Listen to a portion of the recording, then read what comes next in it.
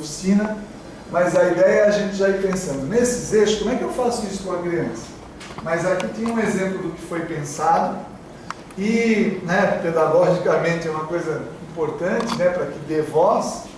E o que foi reivindicado, por exemplo, só para ter uma ideia, e a gente, quando contextualizar, o Ed contextualizar, a gente poderia a importância de colocar bastante gente aí, né? Teve nos eixos temáticos a faixa etária até 11 anos, que é uma dúvida nossa, nós vamos trazer os menores? Não, na escola é mais difícil tirar, né? Qual o público de idade que a gente tem nos nossos, né, nas nossas entidades aqui? A princípio, o Ed pode falar melhor, mas assim, me inteirei agora dessas coisas também, a gente tem conferências livres. A gente pode tirar uma coisa na entidade, discutir os temas e já vir também com, olha, realizamos ali, faz uma lista, né? Acho que tem uma certa formalidade, não sei, mas aquece na sala de aula, ou aquece na entidade esses temas, ou uma coisa geral de como é o panorama de vulnerabilidade no território, como a criança ou o adolescente sente. Aí vem para a conferência regional. Na conferência regional, o que aconteceu? Olha o eixo.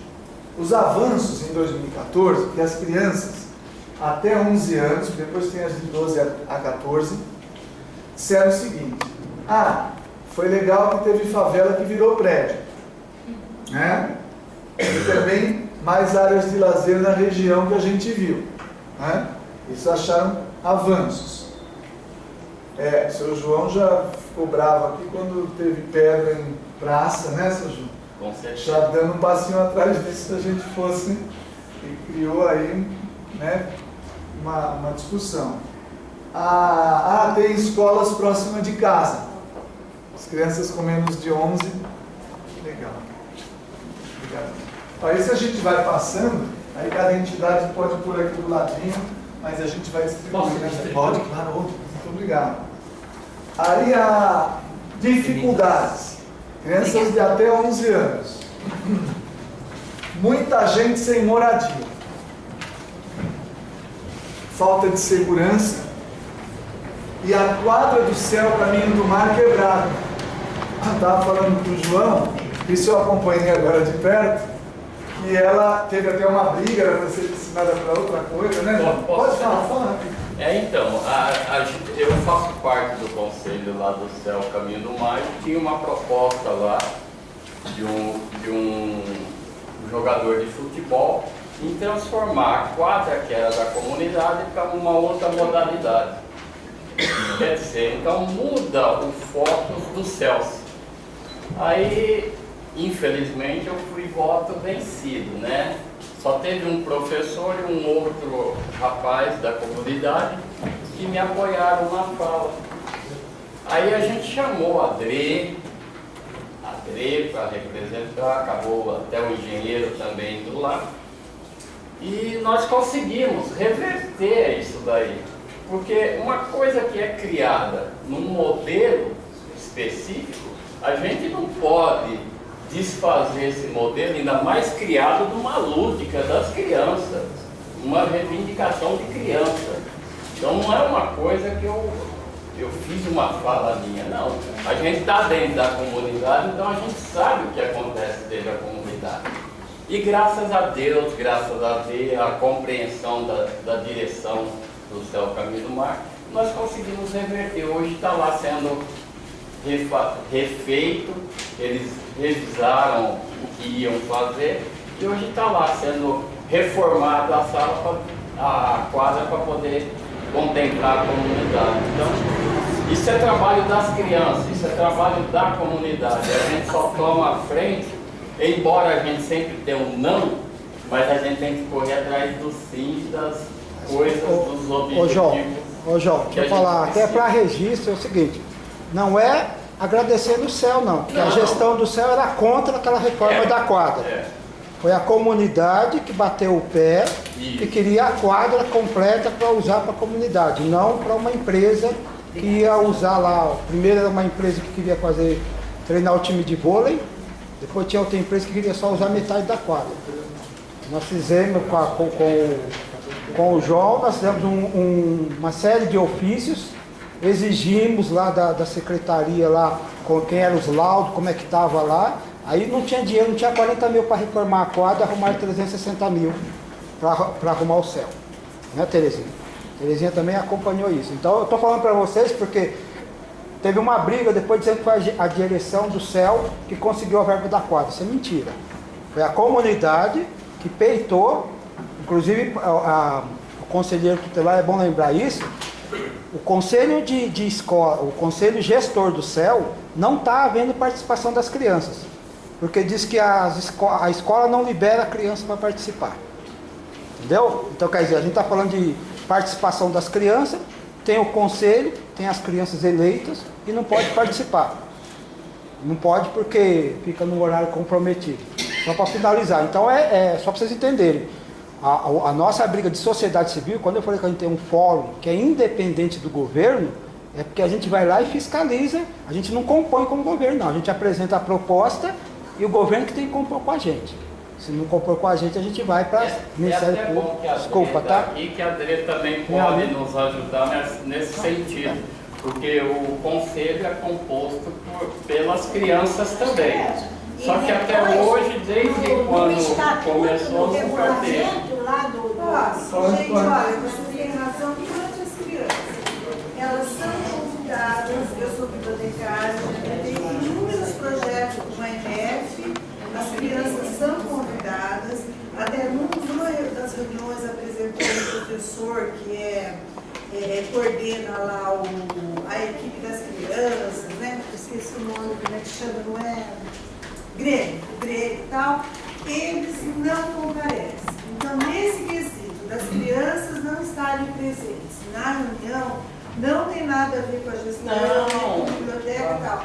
É um problema dentro da EMF que é meio difícil a gente conseguir trabalhar. Então, não, mas eu estou falando no sentido não... porque as crianças, se eles lá não querem participar, essas que foram eleitas, elas têm que sair da vaga para outros. Sim. Porque senão o conselho não é legítimo. Ô João, só para falar o seguinte, porque o problema é o seguinte, porque eu vou falar para você o seguinte, porque eu sou administrador de um NAPA que não é esse NAPA. O NAPA que a gente administra, que é uma entidade de 1997, é Núcleo de Apoio a Pais e Alunos. O que nós criticamos na reunião com ata registrada gravada? Você faz uma reunião 11 horas, ou então faz 1h da tarde. Então, quer dizer, não é para o pessoal participar mesmo. Não tem lanche para as crianças, não tem pauta. Porque nós falamos o seguinte, o aluno não é para ele ir lá e discutir o que ele não sabe da pauta. É para ele discutir na escola, porque ele é delegado. Ele não vem para falar em nome dele, ele vem falar em nome dos alunos. Então, o que nós cobramos das escolas? Que elas fizessem a discussão no Grêmio Estudantil e do Grêmio Estudantil viesse trazer. Só que lá não tem pauta, nem os conselheiros, não divulgaram o regimento do Conselho Gestor do CEL. Então, um dos temas que vocês olharam lá é a participação da criança e a comunicação. Então já é um caso para vocês estudarem como é que funciona o CEL, o Conselho Gestor do CEL. Como é que, se eu chamar para vocês, vai ter uma reunião, vocês viram que eu chamei uma reunião terça-feira, já dei a pauta. Quer dizer, quem gostou vem, quem não gostou não vem. Agora eu falo, tem uma reunião do Conselho Gestor do CEL na semana que vem. Qual é a pauta? Não sei. Então você vai perder o seu horário de trabalho, o seu coisa, sem saber qual é a pauta. O pessoal não divulga a pauta do Conselho Gestor do CEL. Tá? Essa é uma crítica que já pode registrar e contextualizar. É só rapidinho, será que não seria interessante fazer uma palestra dentro da escola, de vocês falarem direto a ele? Então, acho que isso são propostas todas. E olha, é um sintoma que a gente falou da criança. A gente acabou de vir um cara do Conselho Participativo dizer que está esvaziado. Sim. Na eleição que foi agora fora de hora no Norte, 60% votou nulo. Isso. Então a gente tem uma crise ampla de participação. A criança é um dos sintomas. Quer dizer, é o que mais pode até ser a princípio, né? Porque às vezes também eu fico imaginando que um conselho para a criança participar tem que ser atrativo. E não sentar numa cadeirinha lá discutindo coisa. Discutindo orçamento. Não pode vir me falar, não vou não. Né? Mas acho que é um ponto, a gente também precisa abrir vias lúdicas de estar nesses momentos. Mas a gente vê que é um sintoma que está atingindo nós adultos também. Então, rapidinho, para a gente pensar, né? Mesmo porque eu estava falando aqui, só lembrando, ó, pensar oficina, a gente pensou pelo menos 2 para cada eixo. Na prática, olha, 8 horas recepção lá no céu, 9 horas abertura, assim, vai a autoridade da região, o prefeito fala, abriu, né? E não tem nem grandes, eventualmente pode ter uma outra fala menor. 10h15 ao meio-dia, 10 oficinas, né? Para a gente sair entre 11h30 meio-dia, referendar geral, que a gente vai para o almoço. E aí a 1h começa já o credenciamento da convencional adulto. Então está bem apertado, né? Para ter essa ideia, a gente tem aí em torno de 10h15 até meio-dia para ter uma oficina pontual e já ir para lá. Pode ser que eu tenha me perdido um pouco, só parei aqui. Esses representantes para essas oficinas, elas têm que ser, por exemplo, a instituição, ou pode ser funcionários, pode ser funcionário, família. As instituições, todos nós já vamos participar, né? E também pensar, eu posso mandar tantas crianças? Posso levar? Tem o transporte? Não tem? Sim. Agora, aí eu estou pensando pessoa mesmo, falar, tem um cara legal, se a gente fizer menos de 11, esse manja, né? E pode compor, eu vou chamar todos os representantes dos núcleos de prevenção de violência das minhas unidades, para estar lá ajudando também, mas às vezes oficineiro, legal, alguns são até oficineiro, mas a gente compõe nesse sentido. Pode ser você mesmo, Flávio, eu não estou em nenhuma entidade, mas eu quero estar num eixo tal, numa oficina. Essa conferência lúdica, ela não tem esse formalismo que foi apresentado pelo MEI. A gente pode deixar um pouco mais aberto. Por exemplo, o que você quer? O que você quer de melhor? O que você quer nessa escola? Pode ser uma coisa mais aberta. Não, às vezes você dá uma diretriz, mas você brinca com desenho, com tudo, são formas de simbolizar o que quer. Depois alguém traduziu aqui escrito em frases, bem lembrado pelo nome. É só para lembrar, numa das conferências que a gente participou, a gente perguntou para os alunos o que eles queriam, em aberto. Os alunos do ensino médio queriam armário na escola, porque eles não queriam andar com aquele monte de material. Quer dizer, era uma coisa que a gente nem está pensando aqui, porque não está convivendo na prática. Sim. E às vezes você está discutindo na oficina 5, sai o ponto da oficina 1. Perfeito? Né? Aí então eu vou passar isso para não ter que ler o restante, mas leiam também de 12 a 14, né, as propostas que foram priorizadas, aí todo mundo vai ter uma ideia e você pode contextualizar. Se você quiser também apoiar assim, isso, tem aqui. Eu acho que é assim, pessoal, o Ney, aqui o colega, abordou bem o tema.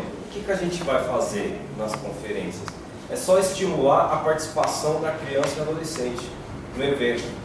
Vocês, quanto equipamentos, vocês já podem ir trabalhando lá, né, da forma de vocês lá, a estimulá-los a estar participando, a estar, sei lá, apresentando alguma proposta, a identificar algum problema que tem na região, que ele sente falta, que deveria ter, certo? O que a gente tem? Para ficar bem claro aí, vai, um exemplo bem claro.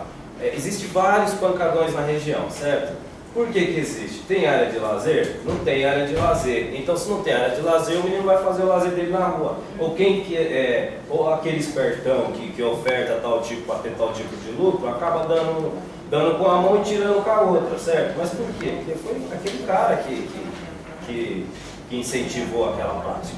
Agora, se ele tiver uma participação de ter uma cultura, de ter uma área própria para isso, que já é definida para aquilo, é só um exemplo, tá, pessoal? Que é do que falta, uma das coisas que eu vejo que falta na nossa região. Então, se tiver um estímulo para isso, né, a prática de cultura, a prática de exercícios, né, de uma forma geral, ele vai estar participando.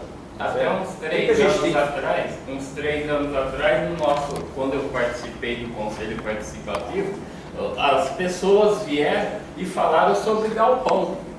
Por que o poder público não faz galpão para esse pessoal se reunir e não ficar tumultuando no meio da rua? Não foi, Jadê? Verdade. Então... Mas isso é só um exemplo. Esse é só um exemplo, né? Que eu estou dando aqui. Então tem vários eixos que pode entrar nos 5 tópicos que estão aqui.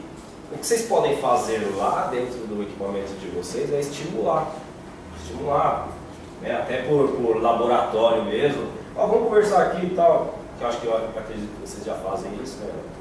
Então, estimular a participação deles, para quando cheguem aqui na conferência, talvez eles já, poxa, já sei mais ou menos, já entendi, vou dar minha participação, mesmo sendo criança ou adolescente, já conseguem fazer. Eu acho que dessa forma, acho que fica até mais claro, porque muitos aqui estão vendo a gente falar de conferência, alguns podem estar entendendo, outros não, tem uma certa dificuldade. Né? O que vai fazer? A gente vai estimular a participação de crianças e adolescentes nas propostas de políticas públicas e até conferir o que já foi feito no passado, se está sendo efetivado ou não. Que são essas propostas. São essas aqui, estão um exemplo que a gente fez com a conferência que o Roberto citou, desculpa, não sei se eu... Tinha uma pessoa ali, não sei se é um ponto.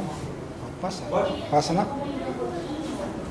logística, né? Como vai funcionar no dia, pelo que eu entendi, são 300... Foi uma coisa que a gente teve que cortar, a gente queria 1000. Aí falou, a gente tem capacidade para 300 até o momento, pensamos em priorizar CCA, SAICA, né? E complementa com as escolas, porque estão em